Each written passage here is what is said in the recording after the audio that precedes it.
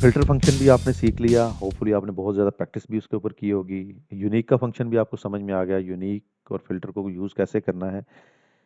अच्छा, अब मैं ये कहता हूँ कि जो जो भी सेगमेंट है, सेगमेंट हमारा यहाँ पे आ गया और जो भी कैटेगरी है ये टॉप पे चली जाए। अब कैटेगरीज़ हमारे पास कितनी हैं वो हम यहाँ से देख लेते हैं। कैटेगरीज़ हमारे पास हैं जी कॉलम ओ में और हमारे पास अभी 3 कैटेगरीज़ हैं फर्नीचर, होम सप्लाइज़ और टेक्नोलॉजी। ये 3 कैटेगरीज़ हमने वहाँ पे हेडर्स में देनी है। पहले तो इसका शीट 4 हाँ, यस। यहाँ पे पहले हम इसको यूनिक ले लेते हैं। स्टेप बाय स्टेप चलेंगे ताकि कोई भी चीज़ जल्दी में मिस आउट ना हो जाए। हमने इसको यूनिक लिया तो हमारे पास ये 3 आ गई हैं चीज़ें, furniture, home supplies and technology. ये 3 चीज़ें हमारे पास आ गई हैं। अब है क्या वही चीज़ जो मैंने आपको पहले बताई थी, इसका लास्ट पे ब्लैंक है, तो ब्लैंक रिमूव करना है और प्लस अब हमें यहाँ पे कैटेगरी नहीं चाहिए, हमें सिर्फ ये 3 चीज़ें चाहिए, फर्नीचर, होम ऑफिस और टेक्नोलॉजी, यानी कि उसका हेडर नहीं चाहिए। तो ये 2 चीज़ें हम फ़िल्टर आउट कर देते हैं। फ़िल्टर आउट के लिए हम करेंगे G is equal to filter GSS और इसमें ओ कॉलम था हमारा जिसके अंदर कैटेगरी लिखी हुई है, कॉमा अगेन ओ कॉलम को ले लेते हैं और इस ओ कॉलम में से हम ब्लैंक को आउट कर देते हैं। पहली चीज और दूसरी चीज इसमें से कैटेगरी को आउट कर देते हैं, not is equal to CATEGORY, I think so, spelling ठीक ही होंगे। अब देखें ये फर्नीचर आ गया, ये सारी चीज़ें इस तरह से आ गई हैं। लेकिन अब चूंकि मुझे तो इसकी यूनिक वैल्यूज चाहिए तो मैं इसके साथ यूनिक का फंक्शन भी ऐड कर लेता हूँ ताकि मेरे पास यूनिक वैल्यूज आ जाए। अब 3 ही वैल्यूज आ गई हैं, फर्नीचर है, होम ऑफिस है और सप्लाईज है। लेकिन मैंने आपको जैसे बोला था कि ये चीज़ें मुझे चाहिए, होम ऑफिस सप्लाई यहाँ पे चाहिए सी में, टेक्नोलॉजी डी में चाहिए। तो अब जो आज का फंक्शन है उस तक आते हैं। ये पहले वाले तो आपने ऑलरेडी किए हुए हैं ना, इसलिए थोड़ा सा जल्दी गुजर गए हैं। आपने लिखना है जी ट्रांसपोज।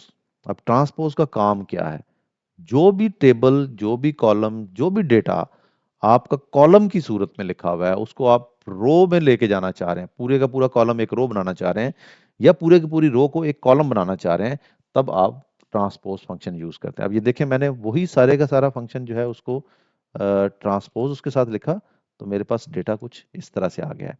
अब segment, furniture, home office, supplies, ये कुछ यूं टेबल बन गया। अच्छा, इसकी थोड़ी सी और एग्जांपल्स को भी हम डिस्कस कर लेते हैं। जैसे फॉर एग्जांपल, अच्छा इसको क्यों ना हम बोल्ड कर लें।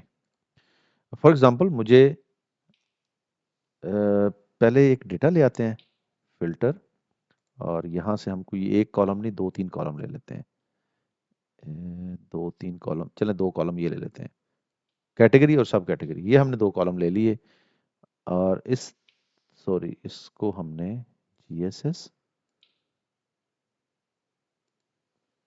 Comma O column is not equal to blank कर देते हैं और इसको हम कर लेते हैं यूनिक। अब मैं ये चाहता हूँ कि ये जो कैटेगरी है और सब कैटेगरी है, इस कैटेगरी इस रो में लिखा हुआ हो, सब कैटेगरी इसमें लिखा हुआ और उनकी सारी डिटेल आगे पूरी की पूरी रो के अंदर आ रही हूँ। बड़ा सिंपल है, इस यूनिक से पहले मैं ट्रांसपोज कर दूंगा, तो देयर यू गो, कैटेगरी, ये सारी कैटेगरीज आ गई हैं, ये सब कैटेगरी है, ये सारी की सारी सब कैटेगरीज आ गई हैं। अब यूनिक क्यों काम नहीं कर रहा ये देखने की जरूरत है। Unique,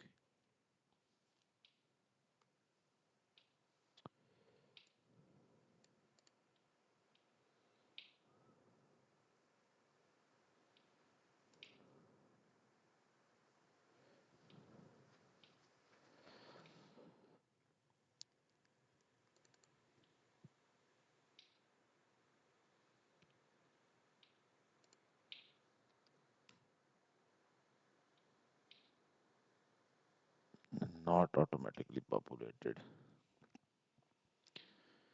home of, okay okay okay okay. अब इसलिए नहीं ये कर रहा है काम क्योंकि हमारे पास ये नंबर ऑफ 17 सब कैटेगरीज आती हैं, तो इस वजह से ये स्प्लिट हो गया।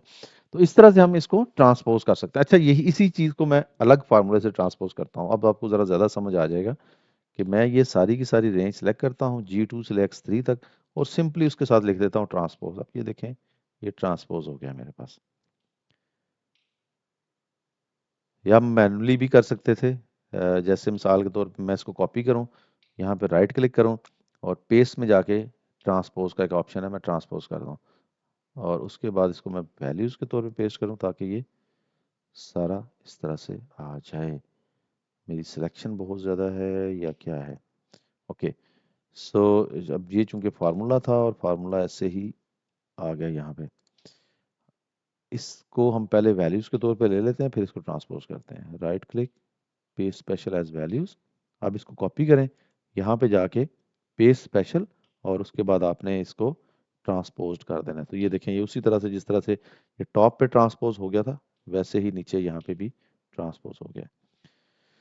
आई होप फार्मूला इजी होगा और आप लोगों को ये समझ आ गया होगा। इसके बाद कुछ एग्रीगेट फंक्शंस के ऊपर बात करेंगे, पहले इंपॉर्टेंट फंक्शंस, उसके बाद फिर बाकी सब जो फंक्शंस हैं उनको हम उनके ऊपर बात करते रहेंगे।